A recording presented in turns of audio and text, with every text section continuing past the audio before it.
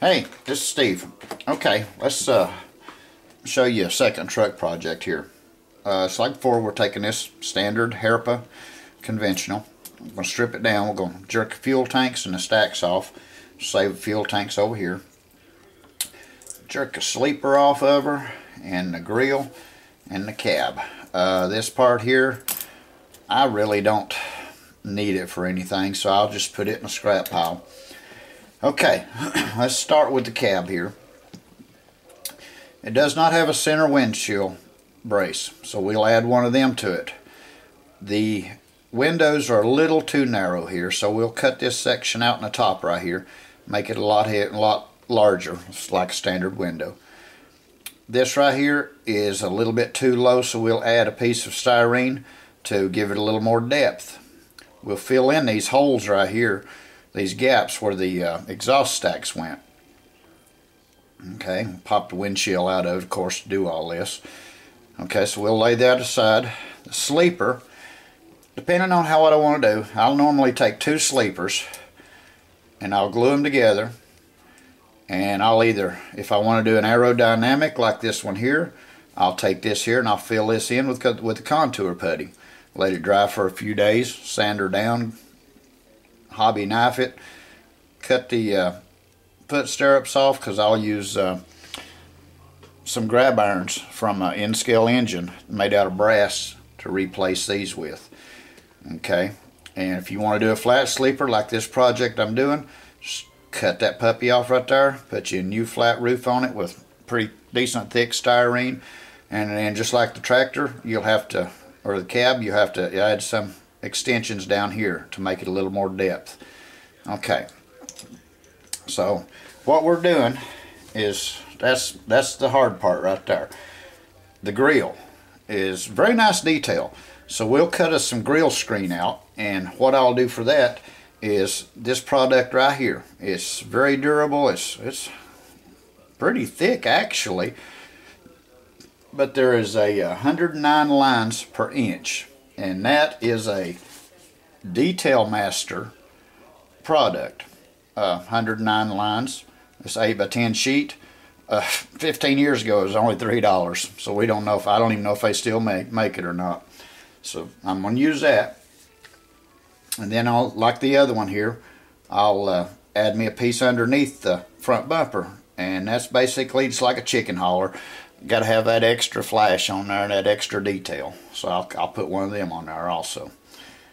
Other products I'll use for the rear tandems, Deluxe Innovation has these that they put on their 53 footers.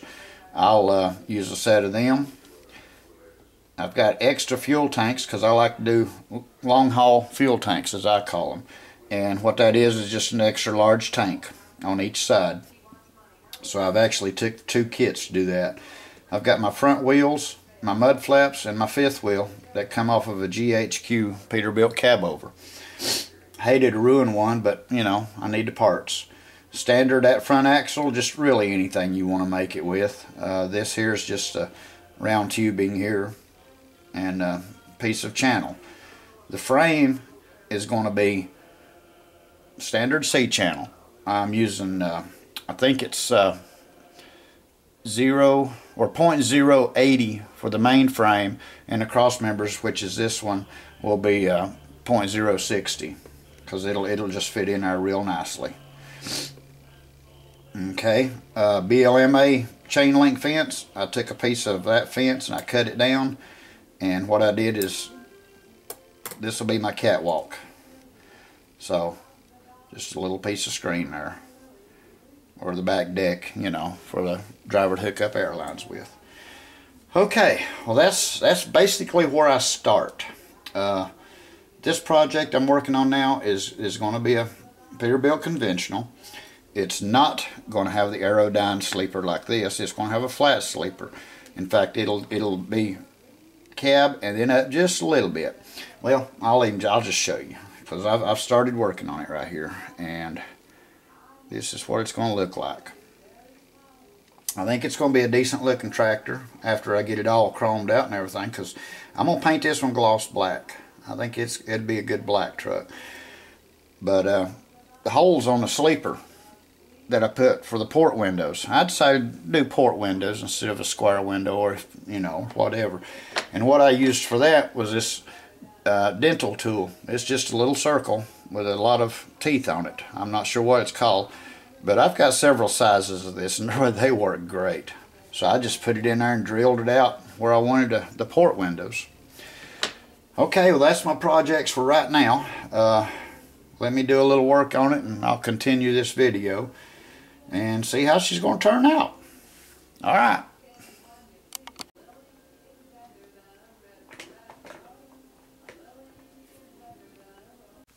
Hey, well, let's update a little bit. First of all, I apologize for the cutting off on the screen. But anyway, here's the Detail Master, the screen that I was showing you a while ago. And I don't know if you can still get it or not. I'm going to go on the internet here in a little bit and see myself. Okay, we've started on the frame and got this far so far. Got my frame built, got my chassis laid up under it, got my mud flaps assembled, and went ahead and done my grill. So if I can show you this, I got my grill screen on it and I got the bottom painted black. I gotta add a little bit to it here in a second. Okay, and I went ahead and painted my tractor. So I think it's going to look okay. So as you can see, there's still flaws in it and stuff, but once you detail it out, most of the flaws will just disappear. So alright, we'll continue here in a little bit and see what kind of big mistakes we can make. Okay, here we are with pretty close to the finished project. If you remember, we started with a Herpa conventional like this, and these two here are what we get with the finished product. Let me see if I can zoom in a little bit other way and give you an idea of what we've really got our hands on here. Okay, let's go ahead and jerk this one out of the way. Alright, that's what we got. That's two homemade scratch built Peterbilts, or I guess you call that kit bashing. Alright, let me know what you think.